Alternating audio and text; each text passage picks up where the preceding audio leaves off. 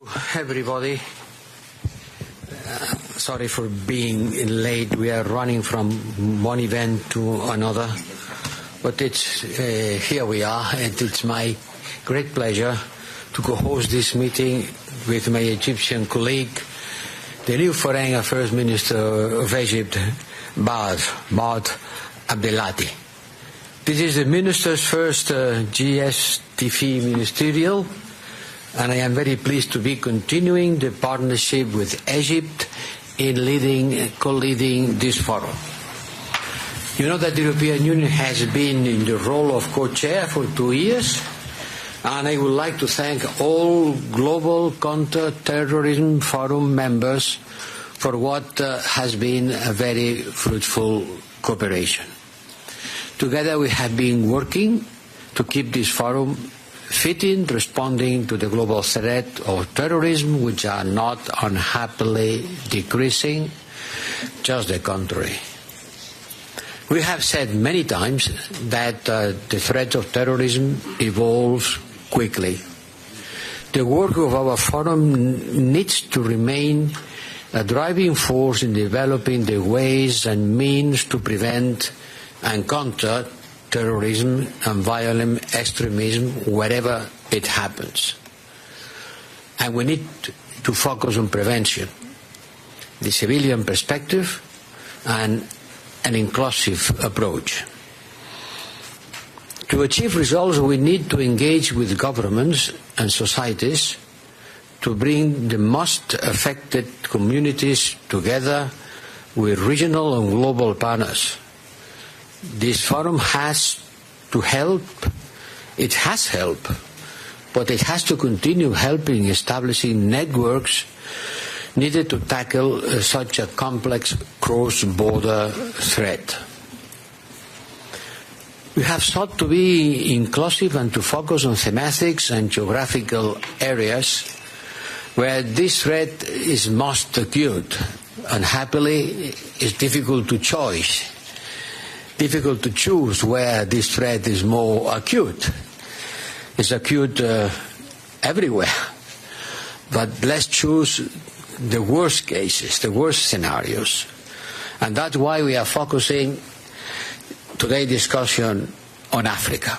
Well, Africa doesn't exist. In fact, there are different African realities. And that's why we have the African Union with us today. Very much welcome to the African Union. This meeting is particularly important because the threat from terrorism is increasingly nowhere as rapidly as it is doing on the African continent. One thing is the stock, another thing is the flow. And the flow is increasing very quickly in the African continent. I'm very well placed to know that because I've been working with the Sahel and the Corn of Africa during all my mandate. All indicators are in red. Be that the number of attacks, the number of victims, the geographical coverage of terrorist activity, the expansion of the territories, the terrorist group control. By increased sophistication of means and weapons, those groups are being used. And this not happen by accident. Someone is supporting them. Someone is providing with the means. This doesn't go on the trees. When I was reading today, the Houthis has a stronger capacity, much sophisticated means, a bigger capacity is not because this has happened in the flowers in the desert. Someone has been providing them with this capacity. And this is a threat which doesn't know borders. It's like the pandemic. They don't know borders. They go from one side to the other. Terrorism is one country or even a continent spilling over to all parts of the world. And then there are the affiliations. These groups are affiliating to networks. These networks help them to disseminate the know-how, the financing, the propaganda within and beyond the African continent. And terrorism is destroying lives and livelihoods. The most awful case I knew was in the Sahelian area, where people were their small livelihoods being destroyed, and then migration becomes the only way out to look for a future, or to get recruited by a terrorist organization that offer them a salary, a motor, a machine gun, a social respectability. They made them someone. It's part of the, not well-being, just of the being. And people want to be, and to be recognized. And terrorism today is a provider of a social status. This is the great catastrophe.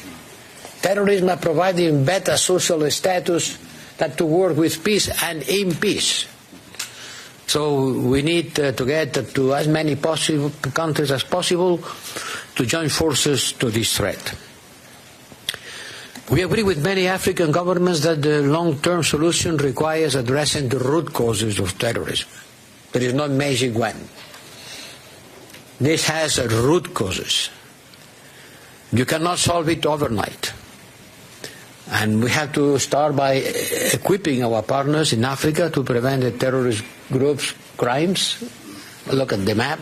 It's clear how inspired institutions' activities in Africa are widespreading on the two main difficult zones, from the Mozambique to Somalia, and from the Sahel towards the Gulf of Guinea. The GCTF, we are well placed as a multilateral forum that develops global solutions to tackle terrorism and its root causes. It allows us to learn from each other and to coordinate our efforts more effectively. We have to develop also international networks, sharing expertise and knowledge. If I made a regular attention to the map,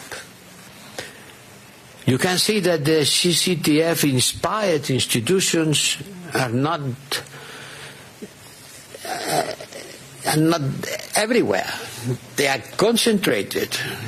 We are delivering 55 activities in 18 countries. The one I was mentioning before are the ones in which the threat is developing quicker and being more present.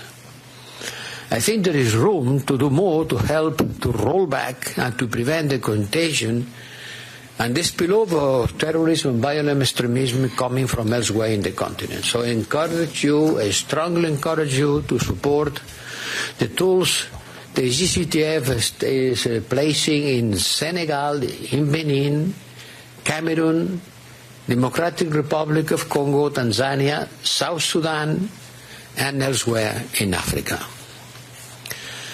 Today, the African Union Commission is our guest of honor. And we would like to hear from you, where are we on track? Where are we falling? We are short of your needs. Where can the GCTF work more closely with the African Union for a fitting and much needed civilian response to the threat on the African continent? For our part, we will support you with the European Union expertise in developing the continental strategic plan of action to counter terrorism in Africa, which is a key element to implement the Malabo Declaration of 2022. We also look to others around the table to do, all of you, your utmost to support this cooperation at the continental level. This is a real challenge. So thank you very much for being here and for working together. And now I give the floor to Minister Abdelati, who I know will have to fly quickly to another engagement. But it's a great pleasure to share with you this event. May the Minister.